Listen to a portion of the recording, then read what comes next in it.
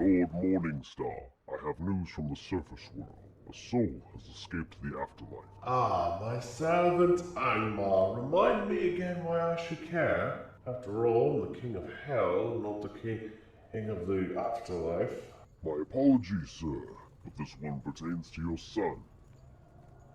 We have belief that the soul that has escaped from the afterlife has attached itself to him. And we believe this is a deep concern of yours, or should be, sire. What? You're telling me a soul that is not supposed to be on the mortal plane has attached itself to one of mine? I'll just deliver it to the pits myself. Hey, what's up, guys? That's ominous, huh? What's up, guys? It's Ben 2000 yugioh, your friendly neighborhood Yu-Gi-Oh superhero, and today, guys, I'm going to be coming up to you with an updated Lair of Dark Magicians deck. This was requested by Gusei Tentai or Tenlei. I can't tell right now. The writing's too small for me to read. So this was requested one. I'm going to give you guys an updated version of this. But real quick, I just want to let you guys know, you're probably going to see some older replays you're going to see some of the older cards that I tried experimenting with first. But don't worry, they'll be in the side deck, and we'll talk about that. And just to let you guys know, the reason why you haven't been seeing me upload as often is because I've been kind of disenchanted by this format. It's not that I'm not working on content. This deck took a little bit of while of tweaking and working with things and making some hard choices that I really didn't like making, but you'll get more about that in the deck profile. And it's just, if it wasn't for Duel Links, I'm not sure. I'm pretty sure that it would have, my love for Yu-Gi-Oh would be, well, yeah. That's all I'm going to say on that. I'm very disenchanted with this format. Konami's let cards stay in the game certain cards be in the game too long, and other cards they shouldn't have let in the game in the first place, but you'll get into that when we get into the deck profile. So, as we usually do, we'll do the replay footage first, and then then you'll catch me on the flip side with the deck profile. So, let's go check out that replay footage.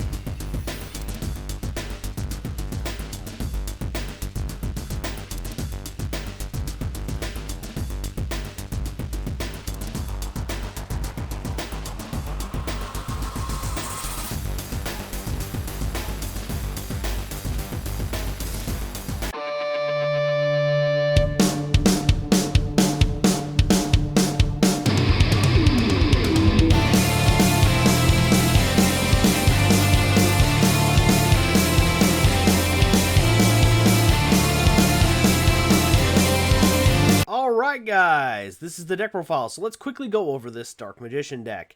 Triple Dark Magician, 1 Red Eyes, 1 Magician of Dark Illusion, triple Wicked Warden, double Lady of Lament, triple Magician's Rod, Dark Magic Attack, Red Eyes Fusion,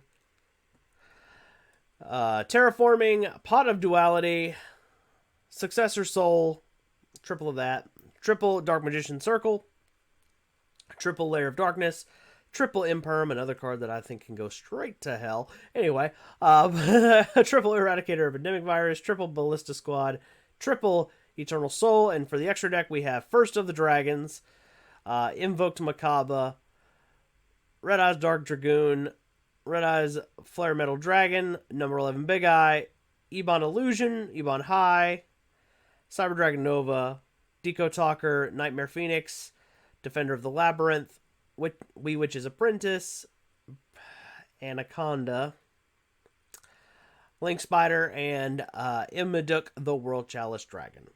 Okay, so this is the thing. Some of these cards are here from leftover from the budget version of this deck, where it was more about the Dragon Knight and less about the the Dragoon here. All right, so the deck's effective. I got to give it that. It's effective enough, but I mean, this is the thing I want to warn you guys about this deck. This deck is particularly better off when you're up against decks that are very back row heavy. That's just how this deck's like really success here is when you're up against in a format where the decks are back row heavy. And examples of this will be like Sky Strikers, Salamangrates, Mystic Mine. Just to name a few decks that are, high power level that this deck really does have an advantage against. Those are the decks that this deck can really handle. Eldritch is another example of a deck that really doesn't like this because we really rely heavily on the budget version of this build. We rely a lot on the Eradicator Epidemic Virus, which is why you see some of the cards in here that you're seeing. Because in the budget version, instead of Verte Anaconda, we play Proxy F Magician here. And we fuse the tokens to make things like First the Dragons. Like I said, I mentioned some of the cards were left over from that. You can take this card out and probably put in this if you'd rather. The Ebon High Magician is another card you can take out. Probably put in Draco Sack or another Ebon Illusion. If you don't have access to Successor Souls, for the budgeter version, you could take out Successor Souls and Red Eyes Fusion, throw in Navigation and Illusion Magic. And for Imperm, you could throw in a Breakthrough Skill. And if you still feel like you don't have enough lock power for the budget version of this deck, you can play Gozen Match. If you're up against it, especially if you're going to put this in these two cards particularly are side options. Gozen Match for when you're up against decks that do not play dark monsters naturally, because like how the zombie players rely on Rivalry of Warlords, turning things into zombies that aren't normally zombies, you can do the same concept with dark monsters. Say, oh, you're playing a deck that's not normally dark. It's the same level of lockout. Just a thought there. But my idea is because most of the more powerful decks right now, like say for example Dinosaurs and Dragon Links, they can abuse dark monsters. So that's not a problem for that. And everything like right now is using Verte Anaconda to make red eye. Like every deck that's not playing is abusing to make Verte Anaconda and make this behemoth. Which I wouldn't be so opposed to if only Dark Magician and Red Eyes decks could make it, but unfortunately Konami didn't have the foresight to go, maybe we shouldn't release a card like this right now when every deck in the world's going to be abusing it. Yeah, gee, I wonder what they were thinking. Cha-ching. Anyway, that's right. I also don't like Infinite Impermanence. I mean, it's a good card, don't get me wrong. It's just that I'm very annoyed with the way of the whole format because Konami got rid of Call by the Grave, and this is also a card that isn't counterable by Call by the Grave, and this card can also can negate more than one card if used the right way, and I'm like, But effective is effective, so even though me being the casual player that I am, want to return things to a more even pace, this deck just isn't the deck that I would think that you want to go for. But there you go. This is it. This is the competitive